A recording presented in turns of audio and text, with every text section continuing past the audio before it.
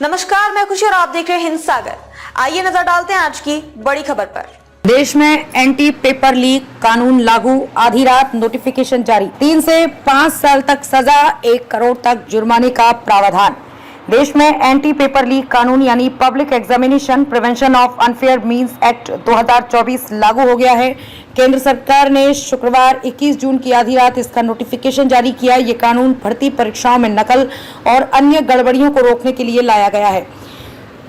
इस कानून के तहत पेपर लीक करने या आंसर शीट के साथ छेड़छाड़ करने पर कम से कम 3 साल तक की सजा होगी तथा 10 लाख तक के जुर्माने के साथ 5 साल तक इसे बढ़ाया जा सकता है। परीक्षा संचालन के लिए नियुक्त सर्विस प्रोवाइडर अगर दोषी होता है तो उस पर 1 करोड़ तक जुर्माना होगा। सर्विस प्रोवाइडर अवैध गतिविधियों में शामिल है तो उससे परीक्षा की लागत वसूली जाएगी। नीट और यूजीसी नेट जैसी परीक्षाओं में गड़बड़ियों के बीच ये कानून लाने का फैसला बड़ा कदम माना जा रहा है। इससे पहले केंद्र सरकार और जांच एजेंसियों के पास परीक्षाओं में गड़बड़ी से जुड़े अपराधों से निपटने के लिए अलग से कोई ठोस कानून नहीं था।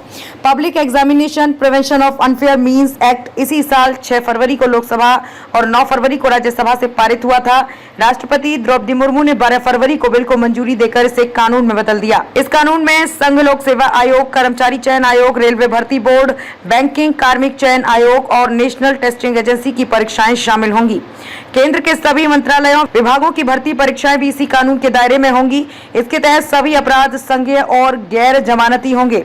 दरअसल मेडिकल कॉलेजों में दाखिले के लिए होने वाली नीट परीक्षा गड़बड़ी को लेकर विवादों में है। केंद्र की नेशनल टेस्टिंग एजेंसी ने इस साल 5 मई को ये एग्जाम लिया था। इसमें लगभग 24 लाख स्टूडेंट्स शामिल हुए थे। रिजल्ट 4 जून को आया था। इसमें 67 बच्चे ऐसे हैं जिन्होंने 100% स्कोर किया, यानी 720 नंबर की परीक्षा में उन्होंने पूरे 720 नंबर हासिल किए। ऐसा पहली बार हुआ कि इतनी बड़ी संख्या में छात्रों ने पूरे 100% अंक हासिल किए हों। साल 2023 में सिर्फ 2 छात्रों को 100% नंबर आए थे। इसके बाद पता चला कि 1563 स्टूडेंट को ग्रेस मार्क्स दिए गए थे। फिर परीक्षा का पेपर लीक होने का भी खुलासा हुआ। मामला सुप्रीम कोर्ट पहुंचा, जिसके बाद केंद्र ने ग्रेस वाले 1563 स्टूडेंट्स के स्कोर कार्ड रद्द कर दिए गए और 23 जून को दोबारा इनकी परीक्षा लेने की बात कही।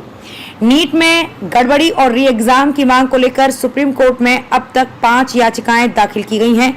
सुप्रीम कोर्ट इन सभी याचिकाओं पर 8 जुलाई को सुनवाई करेगा।